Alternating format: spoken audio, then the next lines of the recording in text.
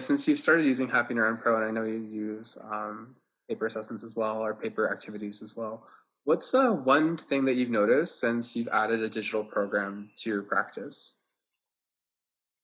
Consistency on my client's part. So usually I'll Really? be like, here's a tracking sheet, here are the exercises I want you to do, and then you just fill it out and let me know, when you, so I can take a look and review the next week I see you. I don't find that sometimes they're not as motivated as if when they have you have Neuron Pro, send them an email, give them a cue. They know that it's going to be a 20-minute period. They can log. I don't know. Maybe it's more visually stimulating, but for whatever reason, I find I get more consistency with the cognitive program, computer program, versus the pen and paper tasks I give them. Very cool.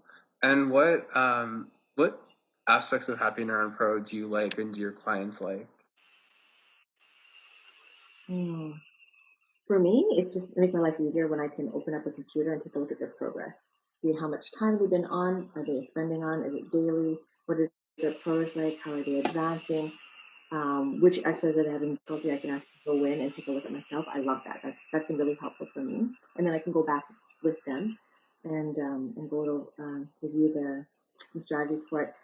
Actually, I was just going to say I also find that I can do it through tele or virtual Yeah. therapy because I can share my screen with them and we can go through the exercises together. I thought that was a nice tool too because as we're moving further away from being able to be in the home with restrictions. Of course. And then, sorry, I think I lost the question. So, what was helpful for me, and what's helpful for what my clients like? I think is the other part of the question. Yes, yes. Uh, okay, so my clients, I think what they like about it is that it's dynamic, it's changing, it's visually stimulating. So for them, it's more interesting sometimes than a piece of paper, black and white.